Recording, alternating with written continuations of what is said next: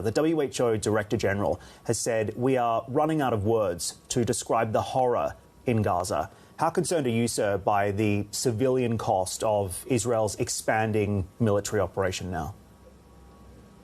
Any human being has to be concerned when you're talking about thousands of killed men, women, and children, and over 10,000 maimed and injured, and in a continuing process. This is not something that any civilized country or civilized human being can accept, and it will have deep effect long-term after that. People will be angry, they will want revenge, they will want retribution, so it will ultimately lead to an extension of the conflict. And Israel has also rejected calls for a ceasefire. US officials say a ceasefire would only benefit Hamas. So is a pause needed, at least, to get hostages out of Gaza at this point? And if so, how can it be achieved in this environment? The pause is not to get hostages out. The pause is meant to relieve the pain, the suffering, the killing of civilians in Gaza. Whether it also helps getting the hostages out, that's an added point.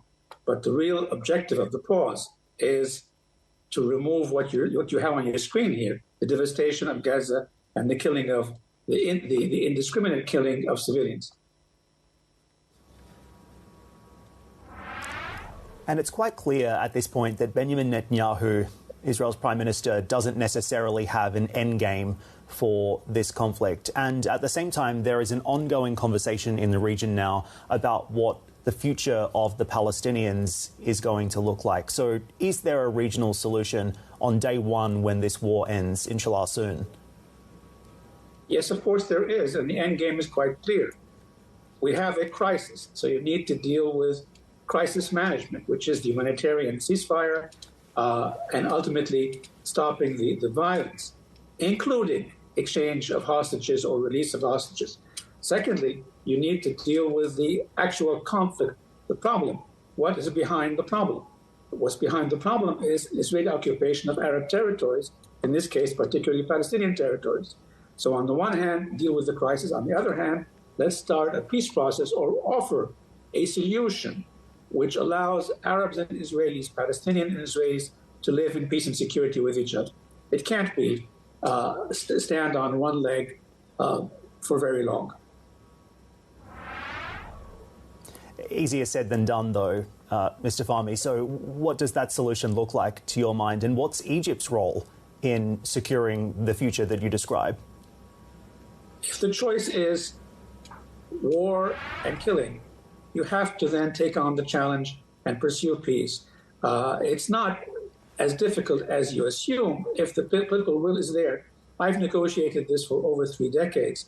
All of the details of a possible solution along the 67 border with a slight exchange of territory, a return of some of the refugees, a delineation of Jerusalem. It's all there, and providing security for all, including, of course, Israel. It's all there in the books. We need to put together a package and then negotiate with both sides to make sure that we have a peace that's once and for all and where everybody can live in peace and security. So do you see this being led by the Americans, or will this be a regional-led solution? That's the question, because there has also been criticism that regional leaders haven't necessarily stepped up to be part of the solution. Instead, they sit back and watch this problem unfold. So where is the Arab leadership on this? That's a great point. Point one is America will have to have a role. It's an important country, and it's a friend of all of the parties there. So, of course, America will have a role. Secondly, I agree. I actually think that the regional parties need to take the lead on this. If you look historically, all the way back since the beginning of this conflict, peace and war has been determined by the regional parties themselves. So I would suggest that, yes, regional parties need to put forward proposals. But it's important also for America to take a strategic principal position. When you attend a war cabinet in Israel, you're then giving the green light for violence. So you need to step away. You need to give your support for Israel, but don't take a position which is so biased that makes it an affront to everybody else. But I agree with you. Middle Eastern countries need to play a larger role, but America needs to convince its Israeli ally that they need to pursue peace rather than war. Is it possible to achieve a two-state solution with Benjamin Netanyahu in power in Israel?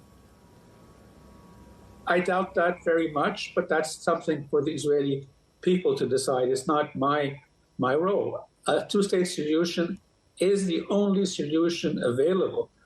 The one-state option is an option where both Israelis and Palestinians would lose their singular independent identity. That could be a one-state reality, but then you're going to have a continuous conflict between the peoples. But anyway, we need to get back to arguing about how to achieve peace and negotiating that, rather than determining how much each side can use violence against the other.